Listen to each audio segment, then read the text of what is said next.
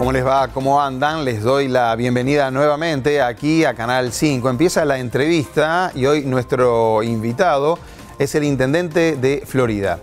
Se lo presentamos. Guillermo López Méndez es el intendente de Florida y presidente del Congreso Nacional de Intendentes. Nació en Montevideo el 16 de diciembre de 1976 y está casado con Miguelina. Es papá de Felipe, Bruno y Julia. Se crió en Villa Cardal y es el hijo mayor de una familia de productores lecheros. Hizo la escuela en su pueblo y el liceo en la capital departamental. En 2003 se recibió de ingeniero civil y en 2018 obtuvo un doctorado en Ingeniería Mecánica de los Fluidos Aplicada de la Universidad de la República. Es docente grado 3 del Instituto de Mecánica de los Fluidos e Ingeniería Ambiental de la Facultad de Ingeniería y ha participado en diversas investigaciones y cursos sobre hidráulica fluvial. También se ha desempeñado en el ámbito privado como consultor. En 2013 se integró al Gobierno Departamental de Florida como asesor en la Unidad de Planificación y posteriormente ejerció como director de obras. En 2015 fue el primer suplente de Carlos Enciso y en las últimas elecciones departamentales, celebradas el 27 de septiembre de 2020, fue electo intendente. Cuando Wilson regresó a Uruguay y fue detenido, su familia resolvió que no se comía postre hasta tanto el líder nacionalista fuera liberado. Guillermo aún era un niño y no entendía mucho, pero internamente deseaba como loco que liberaran a Wilson para volver a comer postre. Se lo recuerda como un volante aguerrido del Club Social y Deportivo 19 de Abril de Cardal. En 1992 fue campeón sub-17 y vicecampeón sub-20 del Campeonato del Sur. En 1993 fue citado para integrar la preselección uruguaya sub-17 que jugaría el sudamericano de la categoría en Colombia. Ese plantel estuvo integrado por Gerardo Magallanes y Washington Sebastián Abreu. Mire usted, así que, bueno, colgó los zapatos, después se dedicó un poco más a la política. ¿Cómo anda? Bueno, buenas noches, gracias por la invitación y el gusto de estar con ustedes. Sabe que de la presentación siempre me sorprenden cosas, ¿no? Y esto de que estuvo varios meses sin comer postre, porque así lo decidió su familia cuando vino Wilson Ferreira, en el 84 estamos hablando. Efectivamente, sí, ahí con 8 años se suspendió el postre en casa hasta tanto se liberara Wilson y bueno, así que el día que se liberó a Wilson, el día posterior hubo crema de chocolate en casa para todos. Volvió lo dulce, digamos. Volvió el dulce, sí. Bueno, muy bien. Gracias por estar acá, intendente. Empiezo preguntándole, porque usted también está al frente, lo veíamos al frente del Congreso de Intendentes, estaban por resolver el tema de levantar todas las medidas COVID. ¿Eso ya quedó claro, quedó establecido? Eso justo, bueno, vieron que el decreto presidencial recientemente declaró el cese de la emergencia sanitaria. Nosotros nos reunimos la próxima semana como Congreso, como plenario, y parte de uno de los puntos del orden del día será tratar qué podemos aunar desde el Congreso de Intendentes para tener unificados para todos los gobiernos departamentales alguna medida de esta vuelta a la normalidad. El Congreso de Intendentes nos hemos apoyado mucho uno con otro en el rol que hemos tenido como presidente de cada SECOED, los intendentes, a la hora de bajar a tierra las distintas decisiones que se fueron tomando en la emergencia sanitaria, desde evitar aglomeraciones hasta cordones sanitarios, hasta las autorizaciones o no de determinados eventos culturales o recreativos. Y bueno, y en esta instancia surgen algunas dudas que qué implica el cese de la emergencia y allí deliberaremos sobre el tema y nos apoyaremos unos a otros. Pero no parece tan complicado, ¿no? El decreto es claro de qué se puede hacer y básicamente está casi todo liberado, digamos. Exactamente, seguramente haya alguna medida de exhortación al cuidado personal que quedará librado de vuelta a cada uno y a la hora de la atención al usuario o al contribuyente y sobre todo la vuelta al 100% aforo en los distintos espectáculos o situaciones recreativas o locales gastronómicos. Creo que sí, es bastante simple y sencillo después de todo lo que hemos vivido, más aún, ¿no? Sí, claro. Me voy a ir metiendo en algunos temas que ustedes lo tienen ahí en carpeta y usted me va corrigiendo en el Congreso de Intendentes, pero uno era el de las multas de tránsito. Está la idea de unificar, porque cada departamento cobra valores distintos. ¿En qué está eso hoy? Es así, efectivamente.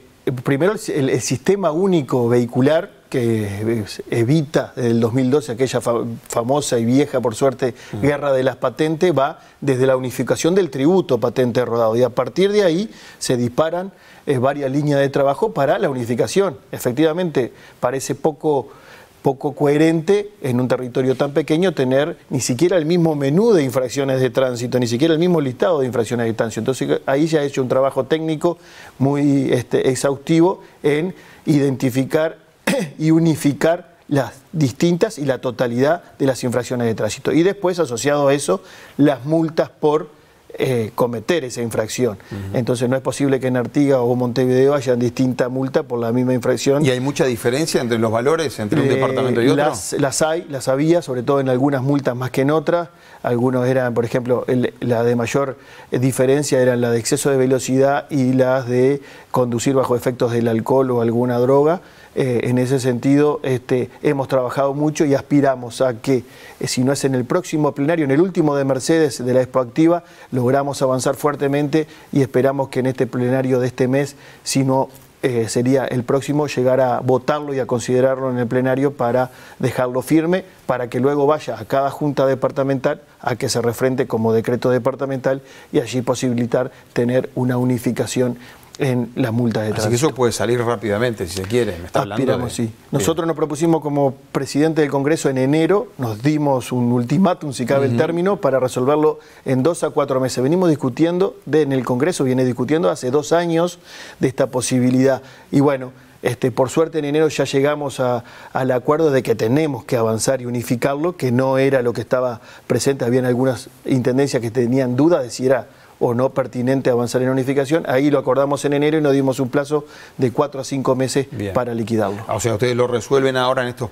plazos que usted me dice para empezar a hacerse efectivo el año que viene, 2023. En el peor de los casos, sí, en el 2023, porque lleva un trámite interno en cada departamento y luego cargarlo a cada base de datos. Me mantengo en este tema porque los que nos están viendo, y sobre todo si algunos lo han multado, seguramente pensó, están carísimas las multas, sí, por exceso de velocidad, por poner una. Y ustedes ahora tienen que unificar criterios, valores. ¿Pero dónde se van a unificar? ¿En las que están más altas? ¿En las que están más bajas? ¿Un nuevo rango van a inventar? Ni en las que están más altas ni en las que están más bajas. Hizo un proceso técnico primero, porque hay cuestiones de seguridad vial asociadas, en lo que hay que tener la suficiente firmeza con determinadas infracciones, sobre todo. Y bueno, no van a ser de las más altas, pero tampoco van a ser las más bajas. Va a depender infracción a infracción. La más conocida como exceso de velocidad, vamos a estar cerca de las más altas, pero no la más alta. Bueno, ¿qué pasa con los reempadronamientos? Bueno, ese es otro tema. En el año pasado, como Congreso de Intendentes, sacamos una amnistía para aquellos que se hubieran atrasado con el tributo patente de rodado en los 2 años de pandemia, asociado a la pandemia.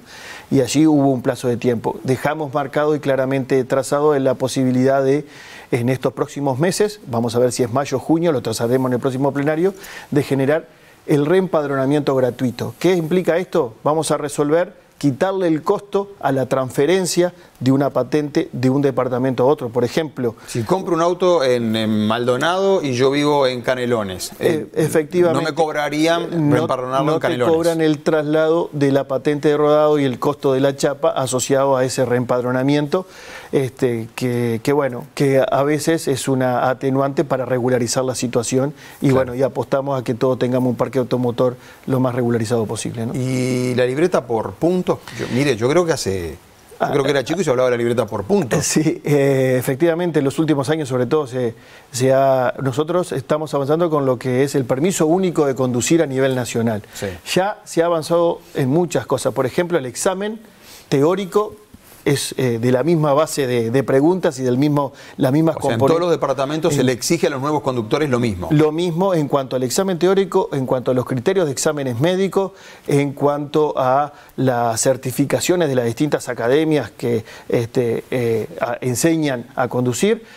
Y bueno, nos queda ahora avanzar, además de una ley que también nos obliga a avanzar rápidamente en lo que es el permiso único de conducir y sobre todo la famosa libreta por mutuo y cómo se va a gestionar. Estamos analizando mucha legislación comparada de otros países. ¿Cómo funcionaría básicamente la libreta por puntos? Y bueno, ahí es lo que estamos afinando, ¿no? Está la posibilidad de hacerlo como en España, que vos tenés determinada cantidad de créditos en puntos y en función de determinadas infracciones se te van quitando puntos con determinadas infracciones o irregularidades más severas, mayor cantidad de puntos, al punto de cuando te quedás sin créditos, se te retira el permiso único de conducir y ya no estás habilitado a conducir. Y según los puntos también puede ser el valor de los seguros que uno paga, ¿verdad? Efectivamente también, eso también se está analizando, pero bueno, ya queda... está en los equipos técnicos, esperamos los informes para poder avanzar. Este año nos propusimos ver si podemos, cuando termine esta presidencia, tener ese tema también liquidado. Recién me dijo que se unificaron los criterios para la libreta de tránsito, ¿verdad? Los exámenes médicos, lo que se exige. Con las academias de conducir, en Montevideo, por ejemplo, es obligatorio, si no estoy equivocado, tomar determinada cantidad de clases en una academia. En otros departamentos parece que no. Y bueno, todo esto deberá, en esta unificación deberá ser regularizado. Muchas han ido incorporando la obligatoriedad de las academias y ahora incluso creo que necesitan el aval para dar la prueba en sí de academias habilitadas a tales efectos. ¿En la discusión está el uso del casco para los motociclistas? El uso del casco para los motociclistas, ya hay creo que acuerdo que Cerro Largo era el último que... Cerro Largo estuvo duro bastante tiempo. Pero bueno, en la última instancia incluso ya lo ha promocionado y lo ha incentivado el uso del casco como medida de precaución, ¿no? Bien, bueno, le dejo el tema de los autos. Quiero una opinión política ahora. ¿Cómo está observando usted esto que pasó en Canelones? Con este préstamo de 44 millones de dólares para la administración de Yamandú Orsi, que se logra con un voto de un edil de su partido, un edil del Partido Nacional. ¿Cómo lo vivió usted? ¿Cuál fue su percepción? Y bueno, primero que nos enteramos en función del trabajo de ustedes, de los periodistas, de la prensa, y después a partir de ahí pudimos indagar algo más. Primero, estos temas a veces son escuchados o tratados, y como hay distintas intendencias de distintos partidos políticos, entonces hay oficialismo y oposición distintas. Por ejemplo, en Florida, muchas veces el Frente Amplio cuestiona las herramientas de fideicomiso o financiera al estar desde la oposición. En cambio, en Canelones, y nos separa el río Santa Lucía nada más, se defiende al punto de buscar mayorías especiales, incluso por encima del Frente Amplio, en este caso con un edil electo por el Partido Nacional. Es parte de las negociaciones, de las charlas y de las herramientas que busca cada departamento. ¿No tomó mal que ese edil hubiera dado su voto? Eso es una cuestión del edil, el partido lo está tratando, creo que habría presentado renuncia en la semana pasada al partido como tal, porque sí desobedeció. Bueno, después dijeron que no. Después dijeron que no, ahí estamos viendo. Lo va a recibir el directorio la semana que viene. Lo va a recibir, tenemos ahí alguna notificación, también esto ha sido muy abrupto, veremos qué se desencadena. Yo creo que eso es pertinente, que la institucionalidad del partido, de todas las instancias que tiene previstas para informarse y después fallar al respecto de un incumplimiento o una falta de conducta política de un compañero, creo que es lo que corresponde, y bueno, y me alegro que se den todos esos procesos. Pero bueno, sabemos que en Florida el año pasado hicimos un crédito social con mayoría absoluta y votaron todos los partidos, no hubo ahí uno que se desprendiera de la bancada. Son herramientas válidas y bueno, y si en la realidad política de cada departamento permite llegar a esas mayorías especiales que se prevé, 21 votos, bienvenido sea, y felicitamos al intendente que lo logre. En Rocha también estuvo el tema sobre la mesa, en Río Negro también. Ahí no se votó, ahí el Frente Amplio ni en Rocha ni en Río Negro dio los votos. Después para un fideicomiso, sí, ¿no? Se terminó votando algo más acotado en el tiempo, que no necesitaba mayorías especiales y que necesitaba mayoría simple, y en Río Negro todavía están tratando, pero hay muchos departamentos que siguen trabajando a ver si consiguen esos consensos para que herramientas de este tipo estén sobre la mesa. A ver si podemos escuchar, le pido a la producción, al intendente de Canelones, a Yamandú Orsi, que después de esta votación al otro día da una conferencia de prensa marcando su posición claramente. El caso de este edil que votó nos planteó precisamente, sí, que nuestros municipios, dice, fueran contemplados. Cuando dice nuestro municipio, el municipio de su partido. También nos planteó, a mí concretamente, la mejora en su barrio, en la localidad donde él vive, que es cierto que está bastante venido a menos. Creo que no va muy de la mano de la mejor historia de los partidos tradicionales uruguayos, cuando desde la esfera de los doctores le querían imponer en el territorio el qué hacer y qué no hacer. Pero pienso que cambia esto y bueno. Y ya dije, hubo planteos concretos del señor edil que tienen que ver con obras concretas para el departamento. Intendente, y a usted que le toca negociar, precisamente por su cargo, ¿cree que hay que sancionar a este edil, a Juan López, el edil del Partido Nacional que votó en Canelones? Yo creo que hay que llamarlo, escucharlo, ver su descargo y después, sobre todo, la decisión no es el voto o no a una herramienta, sino que haberse apartado de lo que decidió el partido en Canelones, ¿no?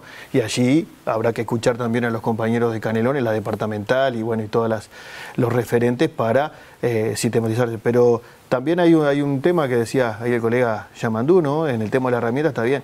El tema de los doctores y los del interior y todo eso, que se quede tranquilo el intendente de Canelones, que lo defendemos muy bien, integrantes y dirigentes del Partido Nacional del Interior, que bregamos por esa descentralización bien entendida y bueno, resolveremos a nuestra interna esa dicotomía que quiere presentar el intendente, más allá de la herramienta y de la negociación que haya hecho a la hora de gobernar en esta votación de esta herramienta financiera como es un fideicomiso, ¿no?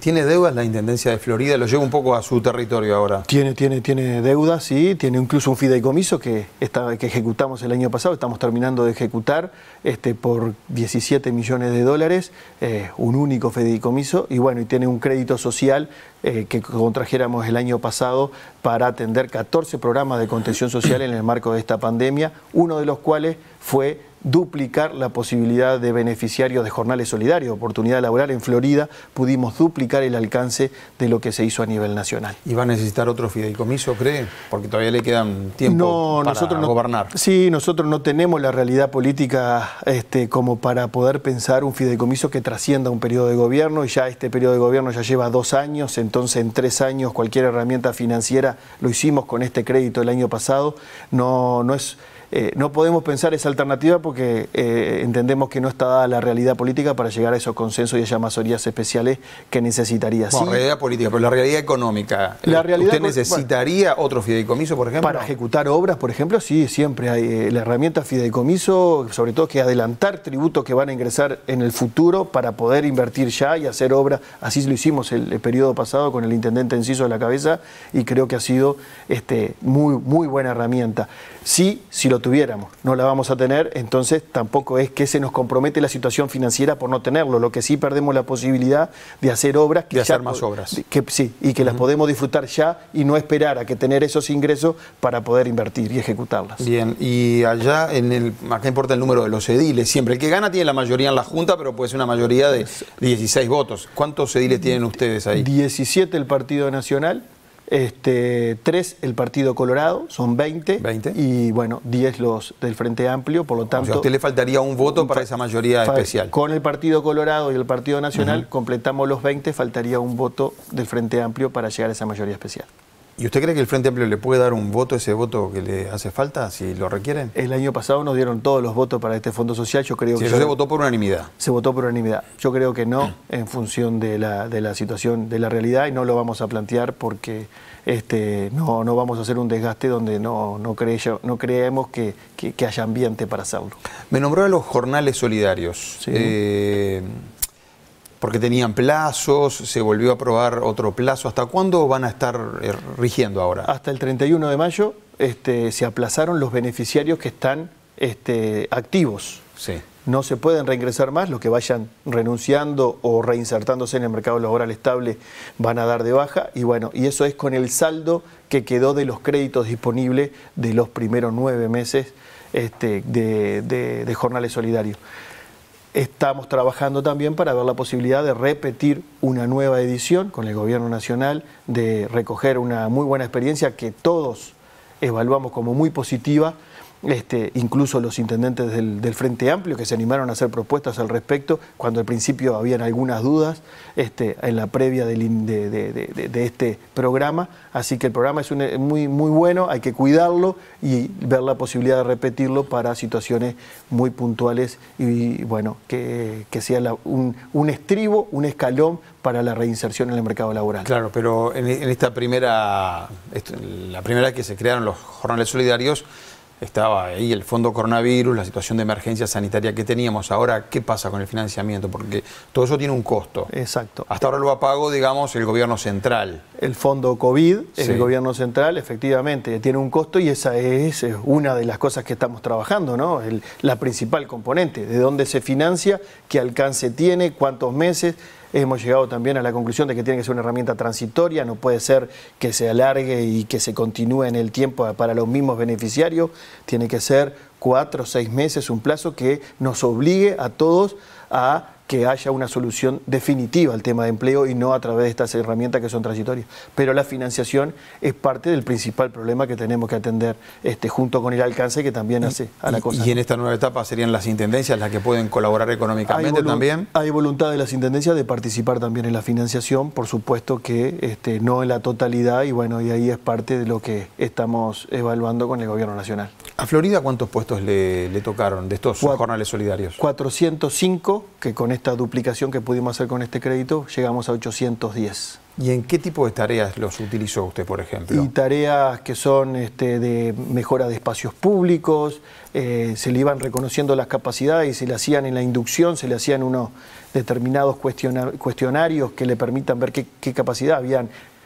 Determinados oficios que habían sido abandonados por muchos de los beneficiarios que se recuperaron, herreros, pintores, de todo tipo, algunos que tenían ciertas características de docencia o formación, también se aprovechó para las escuelitas deportivas. Y aprovechan las capacidades de cada uno, digamos. Se hace en Florida hicimos un claro identificación de los perfiles y bueno, y aprovechábamos las distintas actividades que tenemos en los gobiernos departamentales para aprovecharlos y bueno, y que también eso se viera reforzado, se aprobaron aptitudes, cosa que les sirva para el mercado laboral, se generaron cursos de capacitación, había gente que no había terminado primaria, que a partir del entusiasmo de este programa pudieron terminar primaria, otros que se reinscribieron en secundaria, ha sido un programa muy bueno. Intendente, ¿y qué desempleo tiene Florida? Y Florida está un poquito por debajo de la media, así que vamos a ver si estamos en el 9, 9,5, por allí, pero bueno, depende de los últimos datos. Ahora también está el dato de la formalidad.